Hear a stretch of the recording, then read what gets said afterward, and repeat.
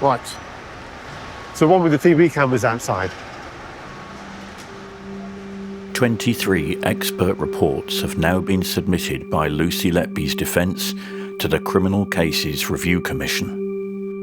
It is their job to decide if there is a realistic chance her verdicts could be overturned by the Court of Appeal. The reports have been written by some of the world's most qualified experts in neonatology. They methodically reviewed all the medical notes and found no evidence of deliberate harm, but lots of evidence of bad medical care. I would say that if this was a hospital in Canada, it would be shut down. However, some have argued that the Court of Appeal could reject all of it, saying that it could and should have been submitted at the original trial. If they dismiss this evidence to say, well, it could have been called a trial, she's innocent, but we're not going to let this evidence before the jury. We're not going to take any notice of it because they could have done that. So we'll let the innocent person stay in prison. What is the logic of that? But Lucy Letby's lawyer, Mark MacDonald, may have an ace up his sleeve. Because one of those 23 reports is different from all the others. This paper is not just a new opinion. It is not just a different, albeit highly qualified, perspective. This single 170-page report is about the 2 insulin cases where the court was told poisoning was certain. She's guilty. The jury's found Lucy Letby guilty of murdering 7 babies and attempting to murder another 6.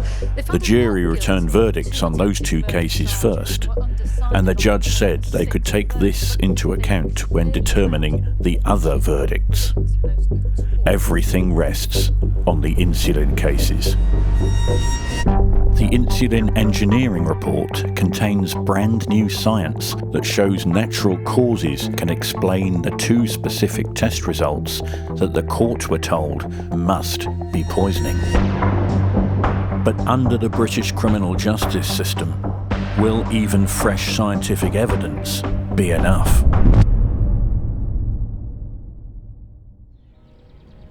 Engineers design and build things.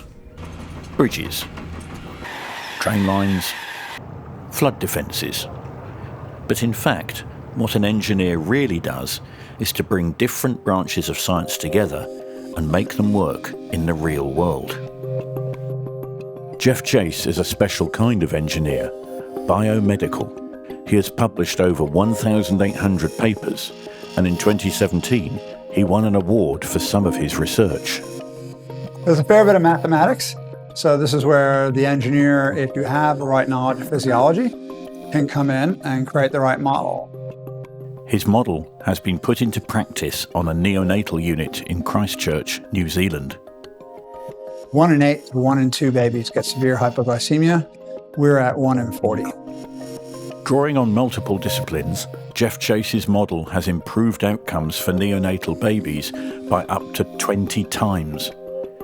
Engineering is making science work, and in this case, saving lives. Now, together with British chemical engineer Helen Shannon. Hi Helen, how are you? Hi. They have repurposed his proven model for the very first time in a criminal case. The prosecution evidence is effectively like a wall made up of multiple different bricks, but the insulin cases in this trial were the foundation. But it always was a shaky foundation. In common with all the other cases, no one ever saw her do anything. This is perhaps unsurprising, since Lucy was not even on duty for some of the supposed attacks. The prosecution claimed she'd spiked feed bags in advance, clairvoyantly working out which would end up being used for the baby she was targeting. And no insulin was reported missing from the unit. Up to 80 times the amount claimed at trial would have been needed, according to Jeff Chase and Helen Shannon. But none of that matters, because The prosecution told the jury they had a test result that proved it. in these 2 tests, insulin was unusually high, and a protein called C-peptide unusually low. Something, the court was told, that could not have occurred naturally. So we have forensic evidence presented as certain, and that trumps the fact that everything else is wildly implausible. It's rather like pillar of the community Betty being arrested in Santa Fe for robbing a bank on the other side of the country in Trenton.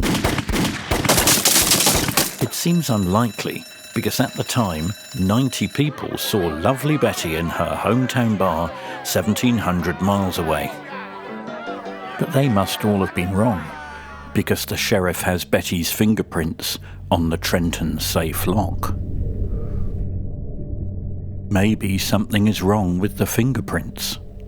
A medical laboratory is about quick, fast, cheap, fairly good tests. It is used because the doctor has a very short window to make a diagnosis, but they're not perfect. In the forensic setting, we would take samples and we would have them identified. We would know exactly the chemical components inside the sample. That is not done in the medical settings. It was not done here. And yet those results were not presented to the jury as having any risk of false positives. The guidance that comes with these tests explicitly states that they should not be used forensically, information that was not disclosed to Lucy's original defense. That kind of test was never meant to put somebody in prison. You would not strip a gold medal from an international athlete on an immunoassay. It's not good enough for drug testing for pilots or anyone who has mandatory drug testing. So if it's not good enough to fire them, how can it be good enough to put someone in prison? Those equations don't lie. But after months of working on opposite sides of the globe, what Chase and Shannon found is that even if the results were 100% accurate, they do not necessarily point to poisoning at all. There is a completely obvious solution that does not involve poisoning. The insulin cases applied basic clinical guidance for healthy adults to tiny preterm compromised neonates. Something that is unique to neonates is that they have quite a high level of antibodies in their blood. It comes from their mums. So because the antibody binds to the insulin doesn't remove from the body. And the level of insulin bound to the antibody goes up and up and up and up in the bloodstream. It doesn't have any effect on the child at all. It just floats around. And as a result, it gives a very high reading on the particular test that was used at the Liverpool laboratory. We can't see any justification whatsoever for the prosecution's statement that it could only be poisoning. So, in our bank robbery, it turns out those fingerprints were a perfect match for Bonnie the bank robber, who lives next door, with a stash of cash under the bed. How can this not be considered fresh evidence? New science revealing a highly plausible natural explanation for those specific test results, arguably equivalent to new DNA evidence. And that's what overturns court cases, isn't it? She was one of Australia's most hated women, accused of the most heinous of crimes. In 2003, Kathleen Folbigg was convicted of killing her 4 children. For almost a quarter of a century, I faced disbelief and hostility. I suffered abuse in all its forms. Now, after 20 years behind bars, her convictions have been quashed by the New South Wales Supreme Court. In June, Kathleen was pardoned and released from prison after a landmark inquiry found reasonable doubt over her guilt, raised by new scientific evidence that 2 of her children had a rare and fatal genetic mutation. I am grateful that updated science and genetics has given me answers as to how my children died. However, for the Australian courts, even that breakthrough science was not initially enough. There was other evidence the appeal court judges apparently considered more important. Kathleen's diary entries which infamously detailed her darkest feelings. I know that was the main reason for all my stress before, and stress made me do terrible things. For many, these diaries were a virtual confession, Kathleen damning herself with her own words.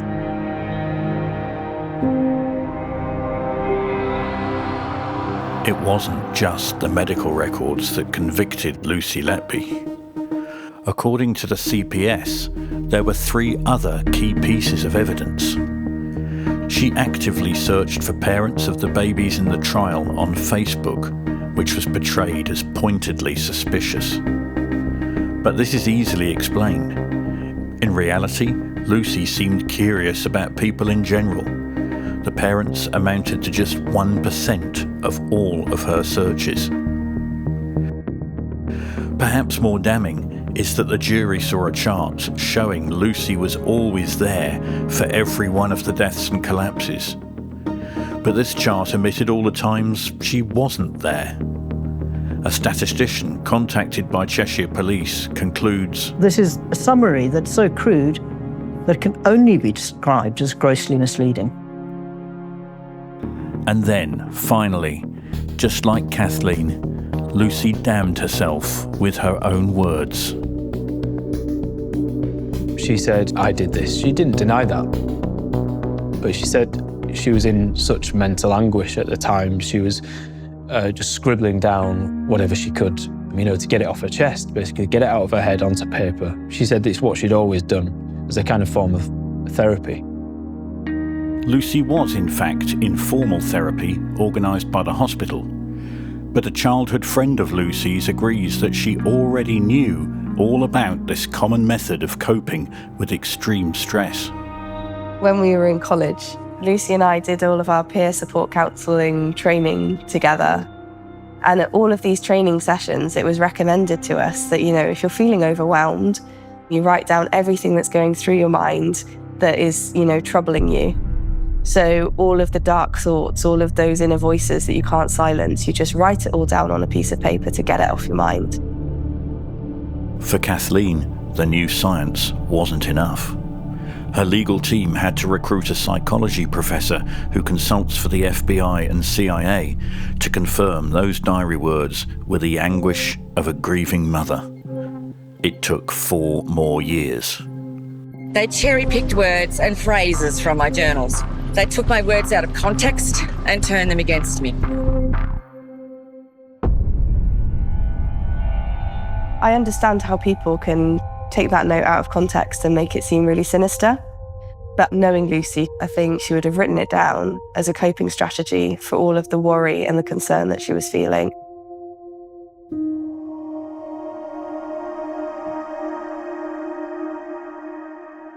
In the UK, it took Andrew Mulkinson 12 years and 3 applications to the Criminal Cases Review Commission before new DNA evidence was accepted, which ultimately cleared his rape conviction. Please welcome Dame Vera Baird. For once, fortune may favour Lucy Letby.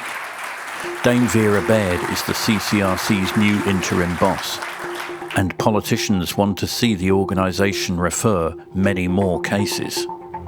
There have been, in the last 10 years, 4 separate inquiries into it. They all find the same things, that they don't communicate with applicants, they are reluctant to challenge the Court of Appeal, they look for reasons not to refer rather than to refer, and are quite often, incompetent.